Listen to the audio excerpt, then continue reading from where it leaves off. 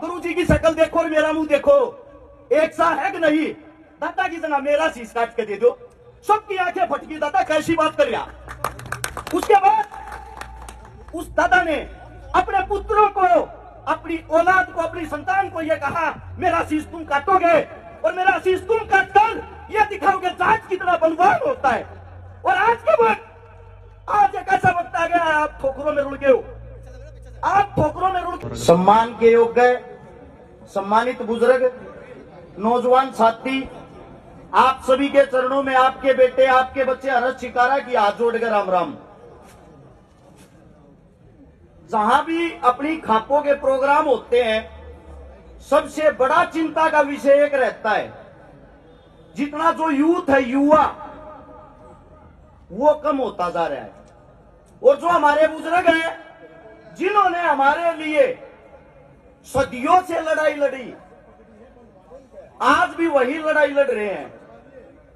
बड़ी चीज ये है, हमारे खाप में इतनी बड़ी बड़ी ताकतें, इतने बड़े बड़े योद्धा हुए हैं, जो आजकल के बच्चों को जिनका पता ही नहीं। हाल फिलहाल जहां हम बैठे हैं,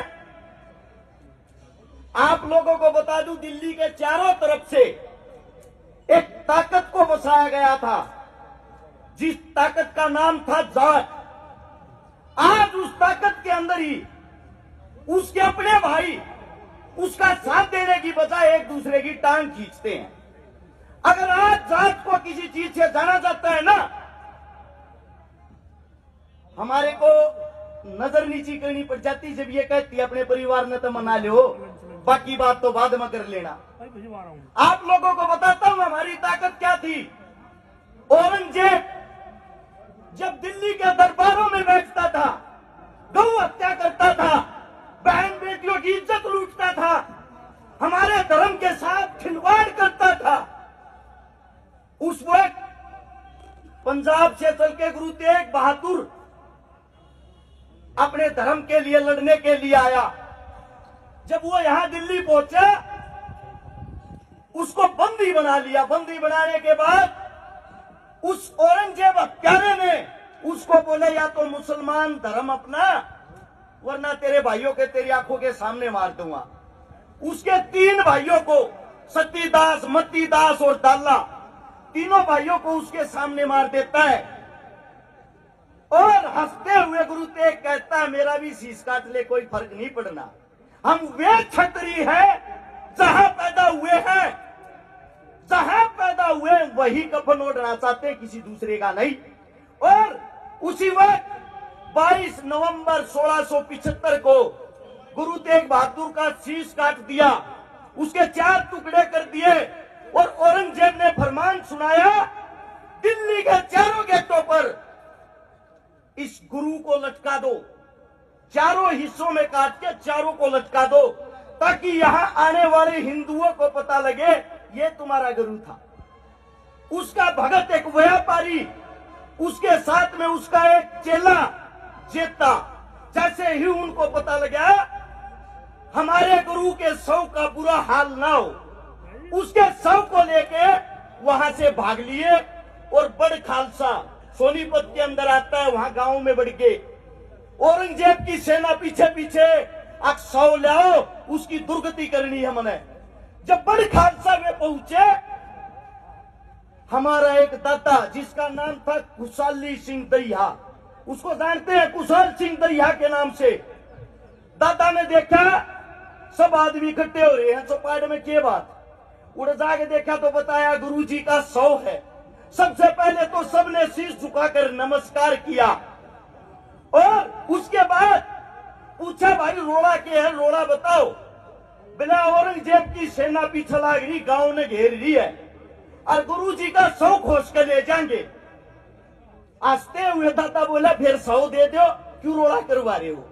सब कड़वी आंखों से दादा की तरफ देखते, दादा कैसी बात कर रहे हैं। अरे बिला मूर्खो, गुरुजी की शक्ल देखो और मेरा मुंह देखो, एक सा है कि नहीं। दादा की जना मेरा शीश काट के दे दो। सबकी आंखें फटकी, दादा कैसी बात कर रहा।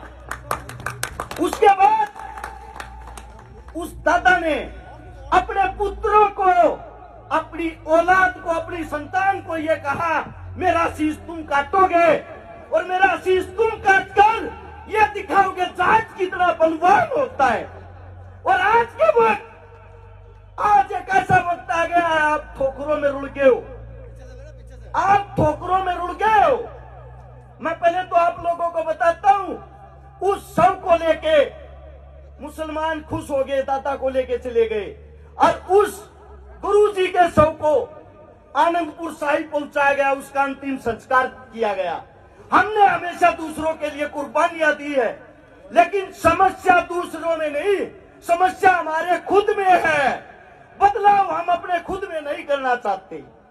1832 में सबसे पहले शराब की दुकान खुली थी बंगाल में।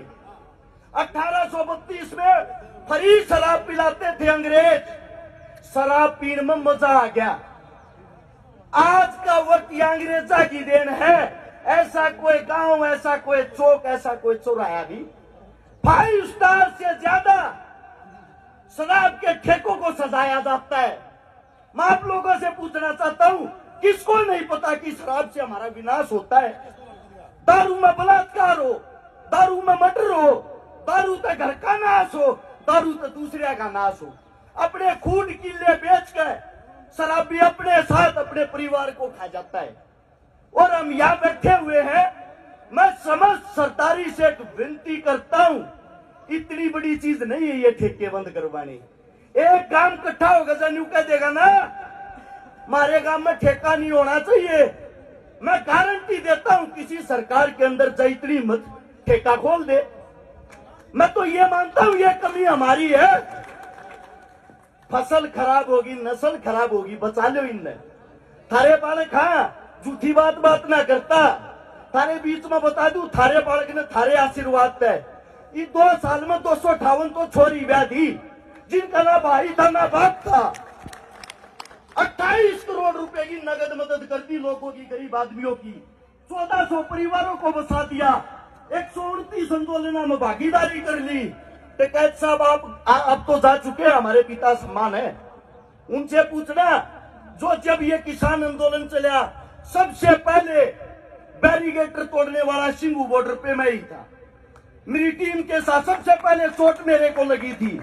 अगर आप वीडियो निकाल के देखोगे, यो फैसला भी मेरा ये था, दिल्ली के अंदर नहीं जाएंगे, चारों तरफ तक घेर के बैठांगे। तो आप सबसे विनती है, आपसे ज्यादा ताकत किसी में नहीं। मेरे बुजुर्गों, मेरे मालिकों, ये अपनी नौजवान पीढ़ी है, संभालो, इन्हें समझाओ। यो जो फोन ले रहे हैं जिसके कारण विनाश हो है, इसके कारण आप अच्छा काम भी कर सकते हो। अपनी कौम ने एक कर लो, थारे तो ताकतवर कोई नहीं है।